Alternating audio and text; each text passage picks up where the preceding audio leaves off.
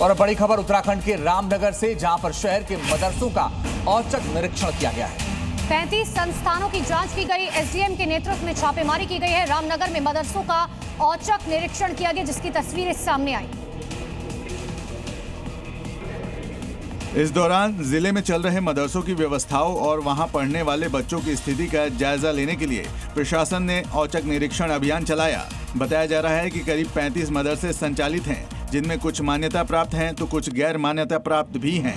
निरीक्षण का उद्देश्य किसी भी तरह की अनियमितता को रोकना और शिक्षा व्यवस्था को पारदर्शी बनाना है। साथ ही ये भी जांचा जा रहा है कि यहाँ पढ़ने वाले बच्चे स्थानीय हैं या फिर बाहर से आए हैं। और बड़ी खबर आपको बता दें, यूपी के रायबरेली से, जहां पर पुलिस और बदमाशों के बीच मुठभेड़ हुई है। 3 बदमाश के पैर में गोली लगी। अलग अलग जगहों पर यह मुठभेड़ हुई है। 3 घायलों के साथ कुल 7 बदमाश गिरफ्तार किए गए हैं। सभी बदमाशों ने जल जीवन मिशन के गोदाम से लूटपाट की थी। बदमाशों के कब्जे से लूटी गई पीतल के नल को भी बरामद किया गया है। और अब बात हापुड़ की करते हैं, जहां पर एक तरफा प्यार में पागल शख्स ने ऐसी हरकत कर दी कि जिसे देखकर और सुनकर हर कोई हैरान रह गया। सिरफिरा युवक प्रेमिका को वश में करने के लिए तांत्रिक के कहने पर शमशान में जलती चिता से छात्र की खोपड़ी निकाल कर ले आया। इश्क की सनक और अंधविश्वास कॉम्बिनेशन ने युवक को सारी हदें पार करने पर मजबूर कर दिया और जिसने भी सुना उसकी रूह कांप उठी।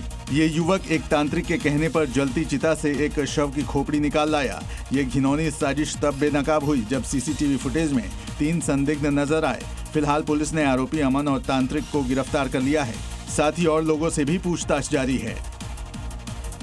यूपी के मुजफ्फरनगर में सफाई कर्मियों के दबंगई का एक मामला सामने आया है, जहां कांग्रेस के एक नेता ने नगर निगम के सफाई कर्मियों के मोहल्ले में सफाई ना करने और कूड़ा ना उठाने की शिकायत दी थी, जिसके बाद गुस्साए सफाई कर्मियों ने उनके घर के बाहर कूड़े का अंबार लगा दिया।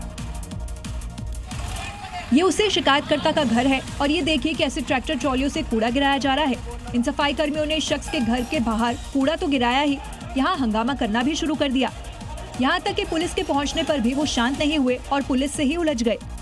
इस बीच नेता बन रहे इस शख्स ने पुलिस पर ही हाथ छोड़ दिया।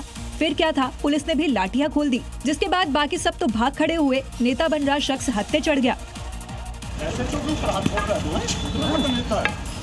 पुलिस के एक्शन के बाद सभी होश में आ गए और वहां से कूड़ा उठा ले गए। और अब बात नोएडा की करते हैं, जहां ऊंची ऊंची सोसाइटीज की सुरक्षा करे सुरक्षाकर्मी खुद सुरक्षित नहीं है।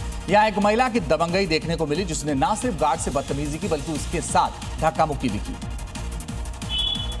इस महिला कार चालक को एंट्री गेट पर गार्ड ने रोका तो वो गुस्से में आग बबूला हो गई। पहले तो उसने हंगामा करना और गार्ड्स को धमकाना शुरू किया और फिर अपनी बात की कोशिश कर रहे गार्ड को जोर से धक्का मार दिया। लेकिन ये महिला इसके बाद भी नहीं रुकी। वो दूसरे गार्ड्स के साथ बहस करने लगी, चीखने चिल्लाने लगी। उस वक्त 3 गार्ड मौके पर खड़े थे, लेकिन उन्होंने इसके बाद भी संयम बनाए रखा। इस बहस में उनका साथ देने एक दूसरी महिला भी पहुंच जाती है। इस घटना ने बेहद कम तनख्वाह पर काम कर रहे इन गार्ड्स के सम्मान पर नई बहस छेड़ दी।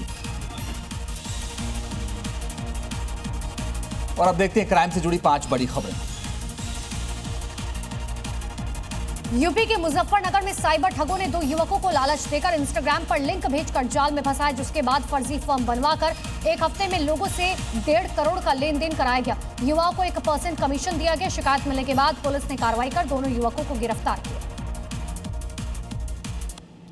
यूपी के सहारनपुर में पुलिस ने मुठभेड़ के बाद पॉक्सो एक्ट के वांछित आरोपी को गिरफ्तार किया है। दरअसल चेकिंग के दौरान भाग रहे आरोपी ने पुलिस पर गोली चलाई। जवाबी फायरिंग में उसके पैर में गोली लगी है।